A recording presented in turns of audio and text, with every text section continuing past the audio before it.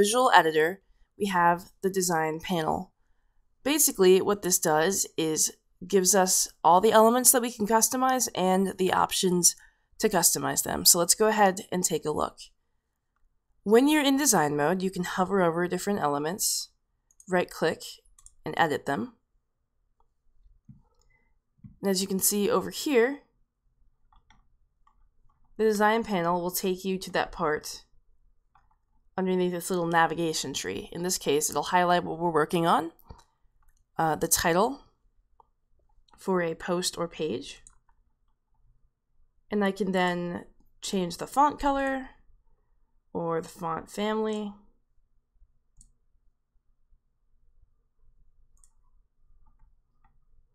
or margins,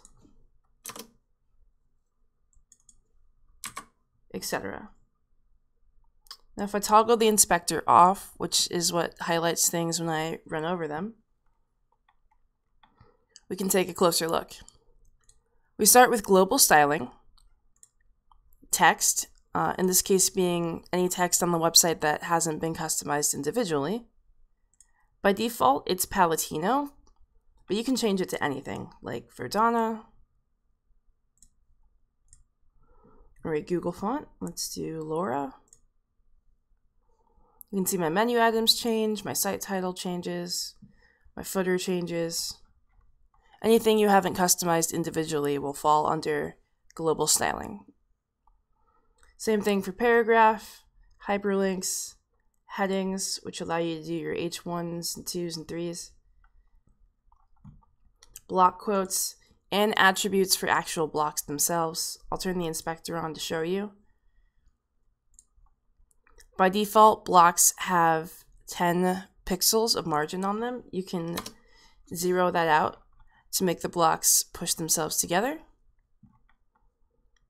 You could also add default padding to every single block, regardless of its type, if you wanted to. Or give all blocks a background, say blue. So that's what global stylings are. They affect elements regardless of what block they're in and what layout they're on, etc. Structure is the actual web structure. There's HTML document, which is basically just the browser window. There's body, which is the body of your website. Here you can see I can change the body background to a different color. And then there's wrapper, which are all the wrappers on your website. Again, you could add padding or margins.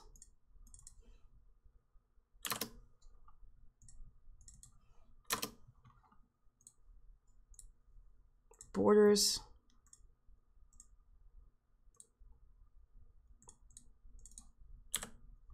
Etc.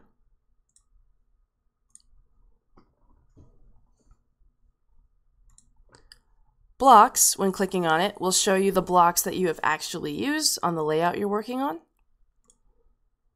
and opens up this little navigation tree to let you navigate through the styles. Let's say the site title.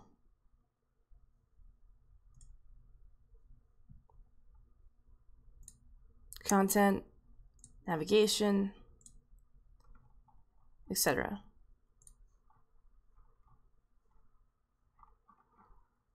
The tree also navigates itself automatically when you right-click on things. And it will show you all instances and states. If you click Show All Elements, you can see all the blocks and their options available, as opposed to the ones that you're just using on this layout, as well as all global styling elements like block quotes and forms and subheadings, regardless of whether or not you've used those on the layout. Okay, let's right-click on something. One other button we have is Customize for Current Layout. Here you can see this would edit the site title for the single layout and all of its states, that being the site title states. Or I can do the site title for all layouts still in all of its states. So customize for current layout is good if you are customizing a page specifically, say like a landing page, and you need to apply styles just to that page, just to those headings, as opposed to everywhere.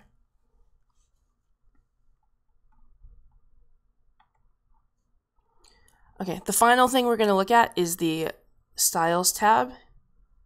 Here we can easily see what styles have been applied to the element we're customizing. In this case, the font size of the site title is 30, its line height is 130%, and it doesn't have a text underline. It's got the black hex code, and the font is Oswald.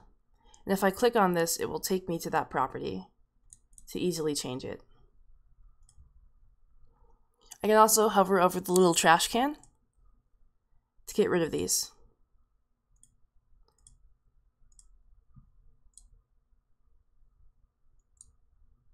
That is this design panel in a nutshell for design mode. This is where you'll do all of your customization work for styles in the visual editor.